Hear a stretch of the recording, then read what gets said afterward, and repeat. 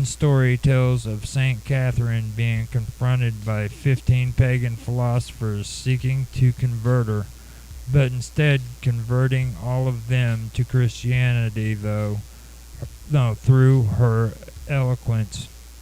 Another legend claims that St. Catherine had been a student of Athanasius of Alexandria. Legends about Hypatia's possible marriage are discussed in the 10th century Byzantine Suda encyclopedia, which states that Hypatia was the wife of Isidore the philosopher, apparently Isidore of Alexandria. However, Isidore of Alexandria was not born until long after Hypatia's death, and no other philosopher of that name contemporary with Hypatia is known. The intellectual Eudokia Macrombolitisa from 1021 to 1096, the second wife of Byzantine Emperor Constantine X. Ducas, was described by the historian Nicephorus Gregoris as a second Hypatia.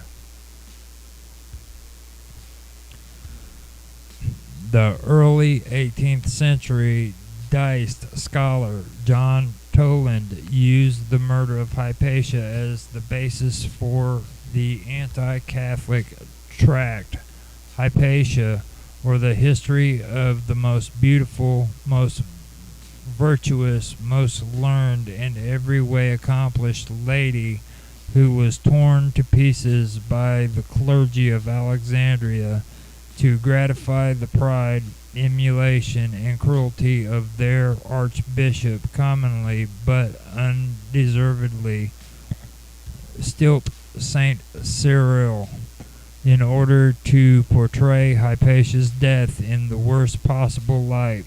Toland changed the story and invented elements not found in any of the ancient sources.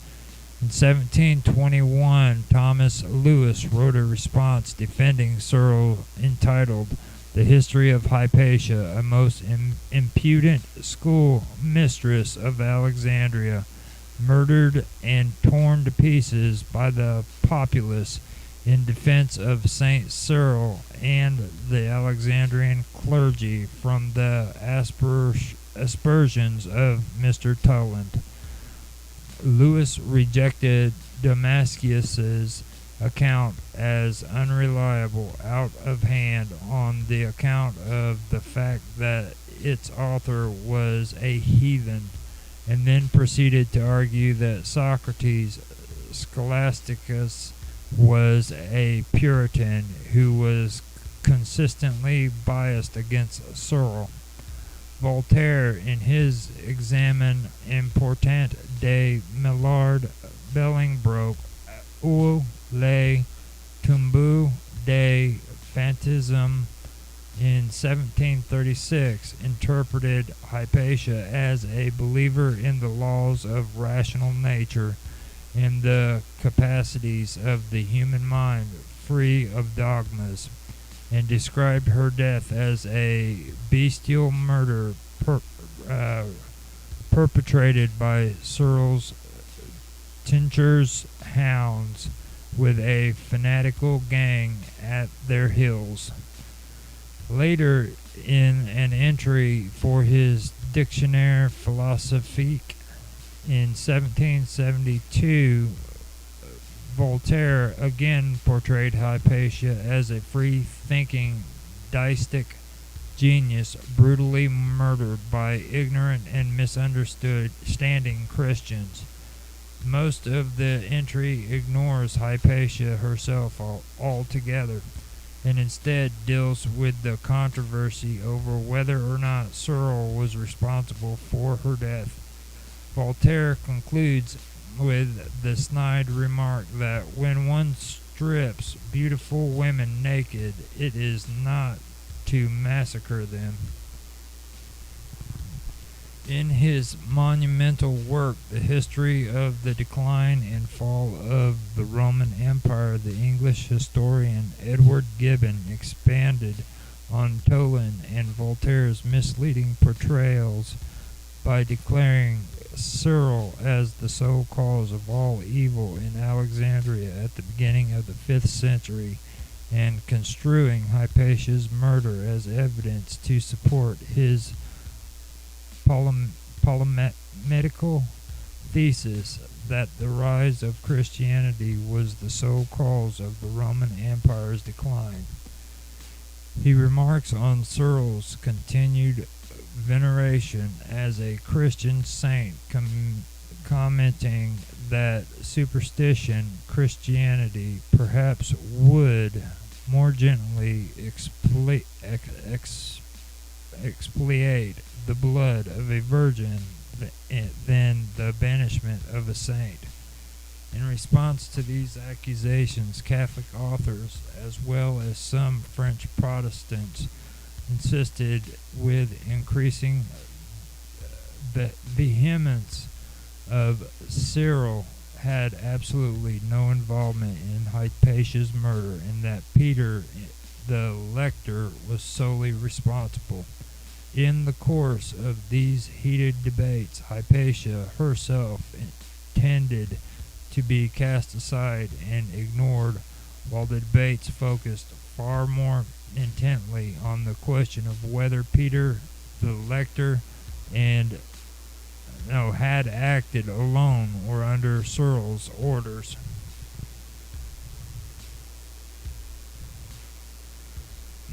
In 19th century Europe, library authors spun the legend of Hypatia as part of Neo-Hellenism, a movement that romanticized ancient Greeks and their values.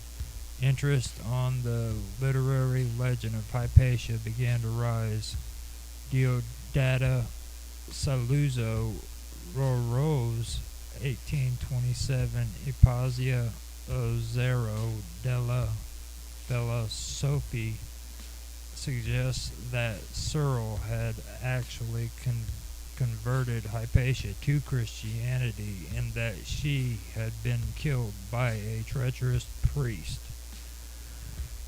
In his 1852 Hypatie and 1853 Hypathie et Cyril, French poet Charles Leconte de Lassille portrayed Hypatia as the epitome of vulnerable truth and beauty. Leconte de Lassille's first poem portrayed Hypatia as a woman born after her time, a victim of the laws of history. His second poem reverted back to the 18th century deistic portrayal of Hypatia as the victim of Christian brutality, but with the twist that Hypatia tries and fails to convince Cyril that Neoplatonism and Christianity are actually fundamentally the same.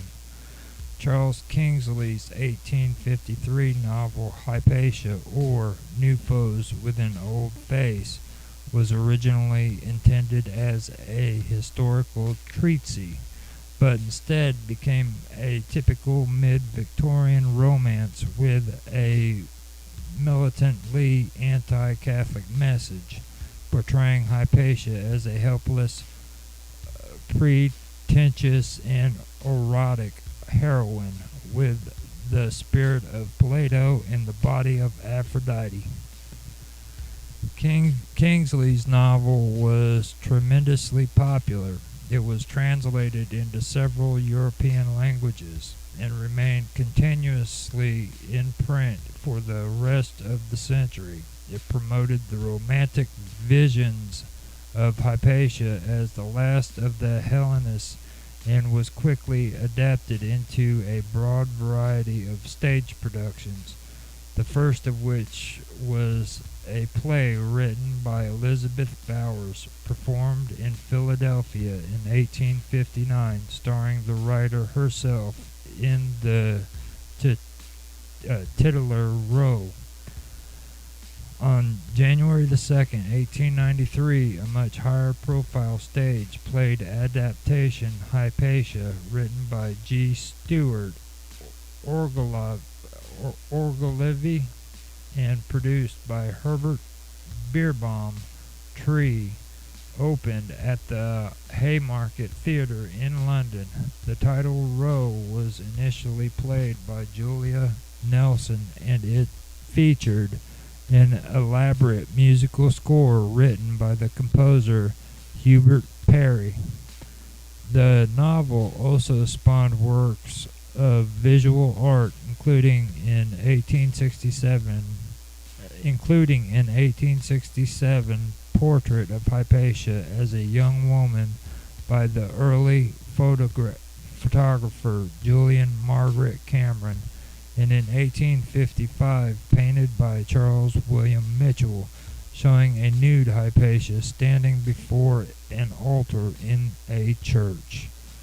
All the same time, European philosophers and scientists described Hypatia as the last representation of science and free inquiry before a long medieval decline.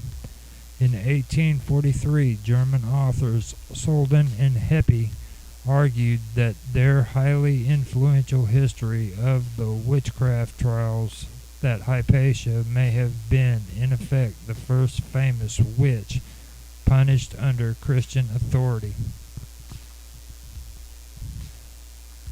As an astronomer, Hypatia was honored when 238 Hypatia, a main belt asteroid discovered in 1884, was named for her. The lunar crater Hypatia was also named for her, in addition to craters named for her father, Theon, in the 118-kilometer Ramée Hypatia are located north of the crater, 1 degree south of the equator, along the Mare Tranquillitatis.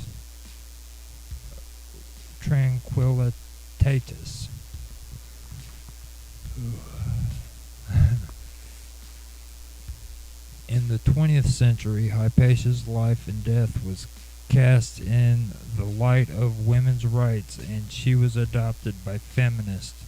The author Carlo Pascal claimed in 1908 that her murder was an anti-feminist act and brought about a change in the treatment of women, as well as the decline of the Mediterranean civilization in general.